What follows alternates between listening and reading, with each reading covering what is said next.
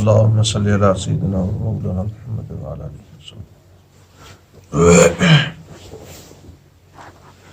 رمضان المبارک کے دیگر اعمال میں سے ایک بڑا عمل سحری میں ہے، جس کے بارے میں ارشاد فرمایا کہ اس میں برکت ہے اس امت کے لیے۔ فرمایا حضرت انس رضی اللہ تعالیٰ عنہ سے روایت، نبی پاک صلی اللہ علیہ وسلم نے ارشاد فرمایا سحری کھایا کرو اس لیے کہ سحری کھانے میں برکت ہے۔ مطلب یہ ہے کہ سحری کے وقت اٹھ کر کچھ کھا لینا یہ رسول اللہ صلی اللہ علیہ وسلم کی سنت ہے، اور اس سے فائدہ یہ ہے کہ دن بھر روزہ رکھنے میں آسانی رہے گی۔ لیکن اس آسانی کا معاملہ بندوں کے ساتھ ہے، لیکن اس کے اوپر اجر اللہ تبارک و تعالیٰ کی جانب سے یہ دیا گیا ہے کہ اس کھانے میں بھی اللہ پاک نے برکت رکھ دی ہے۔ سحری کے کھانے میں اگرچہ وہ تھوڑا ہو یا زیادہ ہو، اس میں اللہ کی جانب سے برکت ہوتی ہے کہ اللہ پاک اس برکت کے اندر جو اس کے اندر برکت پیدا فرماتے ہیں، شفا کی شکل میں ہو سکتی ہے، صبر کی شکل میں ہو سکتی ہے، مقبول عبادات کی شکل میں ہو سکتی ہے، برکت کئی قسم کی ہو سکتی ہے۔ اس سحری کے کھانے سے برکت کئی قسم کی ہو سکتی ہے۔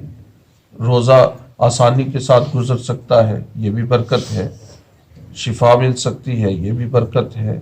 اور پھر اس کے اندر اللہ پاک ایسی عبادات کی توفیق دے دے جو انسان جس سے محروم رہتا تھا، اس برکت میں وہ بھی شامل ہے کہ اللہ اس کی توفیق دے دے آدمی کو۔ اس لیے سحری کے کھانے کی ترغیب دی گئی ہے رمضان المبارک میں۔ یہ نہیں کہ رات کو ہی سو کر کھا کر سو گیا اور پھر صبح اٹھ کر روزہ رکھ لیا کہ جناب ہم نے کیا صبح اٹھنا ہے، رات کو ہی کھا پی کر سو جاتے ہیں۔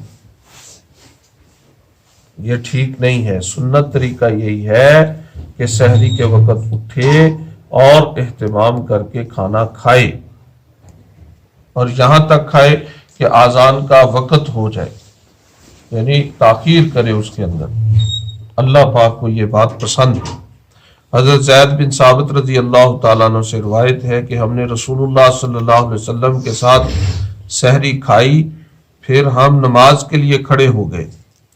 ان سے پوچھا گیا کہ سحری کے ختم ہونے اور نماز کے درمیان کتنا فاصلہ تھا، تو انہوں نے فرمایا 50 آیات کے مقدار تھا، یعنی سحری کا وقت ختم ہونے کے بعد کچھ ہی دیر کے بعد جماعت کی نماز کھڑی ہو جائے، فجر کی۔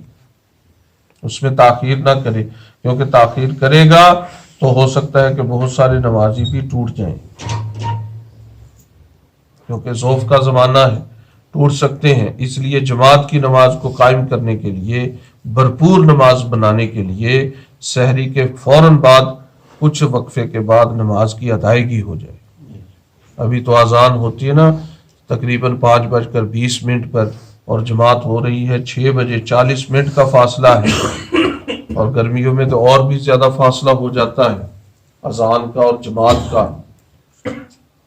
تو یہ فاصلہ اس لیے ہوتا ہے کہ احناف کے نزدیک صبح نماز اس صورت میں پڑھی جائے کہ کچھ روشنی پھیلی ہوئی ہو، یہ احناف کا مسلک ہے، تاکہ مسلمان زیادہ سے زیادہ نماز میں شامل ہو سکیں۔ اور رسول اللہ صلی اللہ علیہ وسلم نے حضرت جبرائیل علیہ السلام کے ساتھ جو نماز پڑھی تھی، اس میں یہی اولا وقت رکھا تھا۔ اس لیے اس وقت میں نماز کی ادائیگی جو ہے احناف کے نزدیک مسنون اور اولا ہے، کہ تھوڑا ٹائم رہ جائے نماز ختم ہونے میں تو اس وقت نماز فجر کی نماز جماعت کے ساتھ پڑھی جائے۔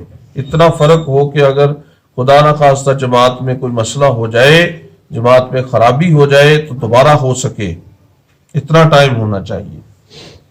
تقریباً لگ بھگ آدھا گھنٹے کا ٹائم ہوتا ہے سورج نکلنے تک، آدھا پونا گھنٹہ، اور یہ مسنون عمل ہے اور اولا ہے۔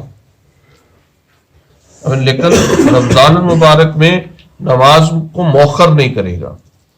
احناف کے نزدیک بھی نماز مؤخر نہیں ہوگی، بلکہ سحری کے ختم ہونے کے 10-15 منٹ بعد جماعت کھڑی ہو جائے، یہی اولا ہے۔ یہ تو رمضان المبارک میں اللہ تبارک و تعالیٰ کی جانب سے ایک خاص برکت ہوتی ہے کہ روزہ بھی ہم رکھتے ہیں اللہ کے لیے، اور اجر بھی اللہ پاک دے رہے ہیں، اور سارے معاملات بھی اللہ رب العزت لکھ رہے ہیں کہ یہ معاملے بھی ہمارے قرب کا ذریعہ ہے، ہمارے قرب کا ذریعہ ہے، فائدے انسانوں کو ہیں، کھانا پینا ہمارا فائدہ ہے، اللہ تو بے نیاز ہے، لیکن اجر بھی اس کے اوپر اللہ پاک دے رہے ہیں۔ یہ شان ہے اللہ رب العزت کے حلم کی، رحیم کی، کریم کی۔